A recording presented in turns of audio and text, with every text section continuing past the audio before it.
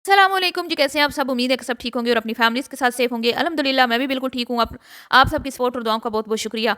तो आज बात करेंगे जी, जो कमल साहिबा की बेटी की एक शानदार किस्म की बर्थडे पार्टी की गई है। कौन-कौन से यूट्यूबर्स थे जो ज़बरदस्ती इसमें घुसने की कोशिश कर रहे थे? कौन से थे जिनसे डिमांड करके कमल ने गिफ्ट मंगवाए कि भई मेरी पसंद के इस तरह के गिफ्ट्स लेके आना, और किस तरह गिफ्ट अनपैक किए गए, लोगों की तज़लील की गई, इस पे भी बात करेंगे। और कौन से इन्फ्लुएंसर्स थे जिनको बहुत ज़्यादा प्रोटोकॉल दिया गया और कौन से थे जिनको टोटली इग्नोर किया गया, इस पे बात करने वाली हूँ। तो वीडियो को स्किप नहीं करना, चैनल को करना है सब्सक्राइब, वीडियो को करना है लाइक और शेयर। तो अब गिफ्ट अनपैक हुए हैं तो भई किसने क्या दिया उस पे भी तो बात करना बनती है ना। कौन छोटे-छोटे से मामूली से गिफ्ट दे के पतली गली से निकल गया, और कौन है जो चाहते थे कि हमारी बल्ले-बल्ले हो, हमारा नाम लिया जाए, पता चले लोगों को कि भई कमल की बेटी को इतना बड़ा एक्सपेंसिव गिफ्ट गिफ्ट जो है वो किसने दिया। तो ये नाकाम कोशिश किस इन्फ्लुएंसर ने की। तो वीडियो को आपने स्किप नहीं करना है, चैनल को सब्सक्राइब करना है, वीडियो को लाइक और शेयर करना है।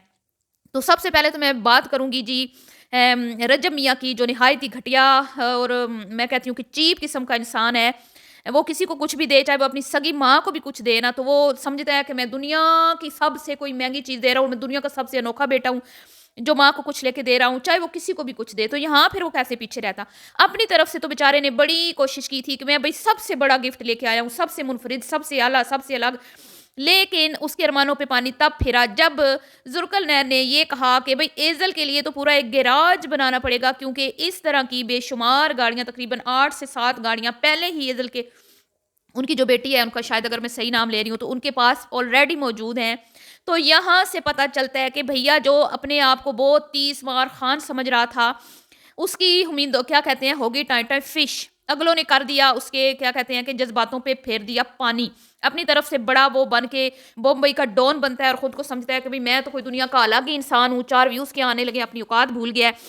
तो जहालत जो है वो कूट-कूट के इस बंदे में भरी हुई है। बहरहाल जी, वो तो ज़ुल्करनैन ने फिर दे दिया करारा जवाब कि भई ऑलरेडी हमारी बेटी के पास इस तरह की बेशुमार गाड़ियाँ हैं। उसके बाद जी इकरा कंवल के गिफ्ट की बात करते हैं। इकरा कंवल, जिसको बड़ा प्रोटोकॉल दिया गया, बड़ा रीप से हँस-हँस के कमल के हस्बैंड ज़ुल्करनैन बातें कर रहे थे और पता नहीं क्या समझ रहे थे कि पता नहीं कितने बड़े हमारे घर में सेलिब्रिटी आ गई है, यूट्यूबर आ गए हैं। तो भई उन्होंने क्या दिया, 2 सूट और एक डॉल हाउस। ठीक है? वो पतली गली से 2 सूट और डॉल हाउस दे के निकल गई, नाम की ऊँची दुकान फीके पकवान।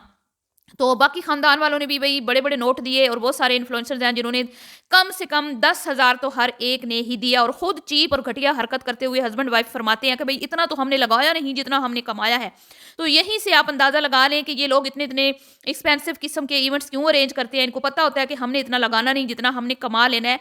तो आम अवाम इनके इस तरह के शोषपुने देख के बिल्कुल भी क्या कहते हैं कि वो हैरान ना हुआ करें, क्योंकि ये तो इनकी घटियापन है, घटिया इन्होंने जो एक ट्रेंड शुरू किया हुआ है आजकल, इतने बड़ी-बड़ी महँगी तरीन और लंबी तरीन शादियाँ और एक्सपेंसिव गिफ्ट्स, और मतलब कि बर्थडे के नाम पे एक तमाशा और गंद गलाज़त को ये जो प्रमोट कर रहे हैं, इसको हरगिज़ आप लोग सपोर्ट ना करें, हरगिज़ इन चीज़ों को अपनाने की कोशिश नहीं करनी, क्योंकि ये एक जादू है, सहर है जो ये दूसरों पे तारी करते हैं।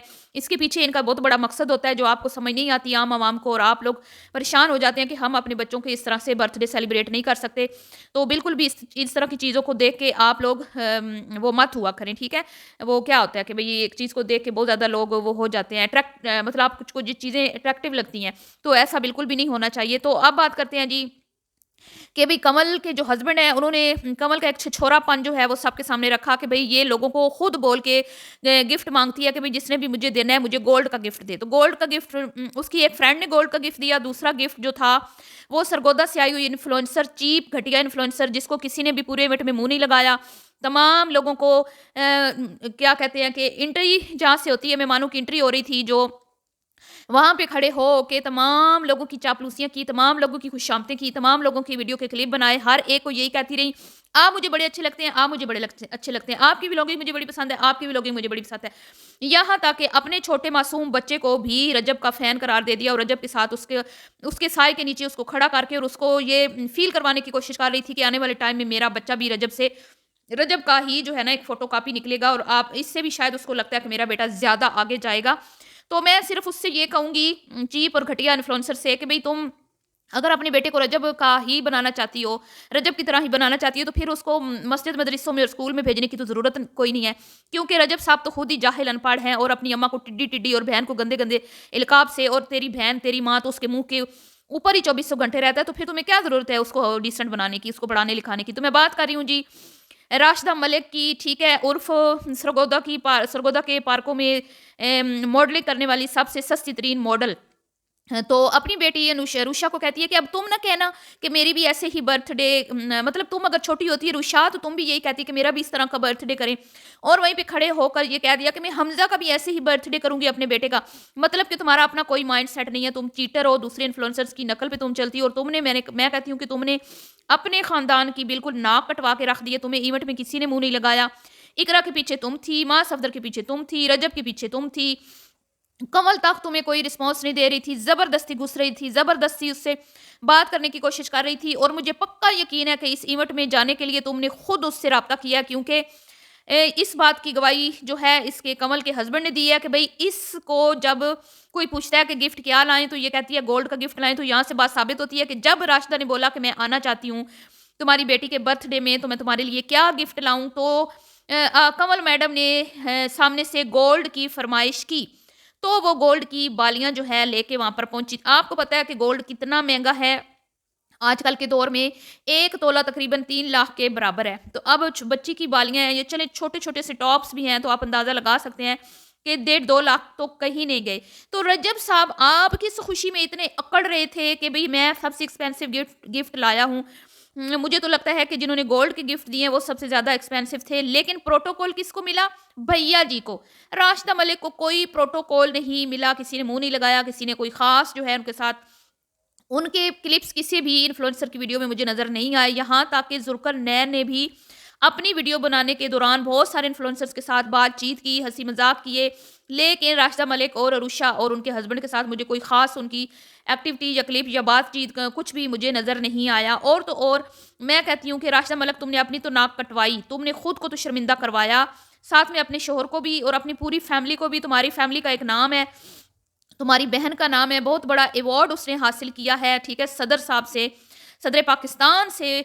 लेकिन भाई तुमने तो उसकी भी नाक कटवा के रख दी। अब ज़ाहिर-सी बात है जहाँ तुम जाओगी इस तरह की होची हरकतें करोगी, तो हर कोई यही कहेगा ना भई कि फ़ाखरा खानम की बहन है, फ़ाखरा खानम की बहन है, तो बताओ मुझे फिर क्या फ़ाखरा खानम की इज़्ज़त पे आँच नहीं आएगी? अगर यहाँ पे फ़ाखरा खानम होती तो मैं यकीन से ये कह सकती हूँ, पहली बात तो ये अगर उसको इनवाइट किया जाता तो वो कभी भी ना आती, और अगर वो आती तो वो भई रोहब से एक साइड पे होके बैठती, कभी भी इस तरह छिछोरों की तरह, कभी कैमरा लेके माँ सफदर के पीछे, कभी मोबाइल कैमरा लेके किसके कमल के पीछे, इकरा के पीछे, कभी अरीब के पीछे, कभी तेरे, कभी मेरे, कभी कहीं। मतलब कि यार तुम्हारा अपना कोई, तुम्हारी अपनी कोई वैल्यू नहीं है क्या? तुम्हारा चैनल अच्छा नहीं है क्या? तुम्हारे लोग फैन नहीं है क्या? तुम्हें पसंद नहीं करते?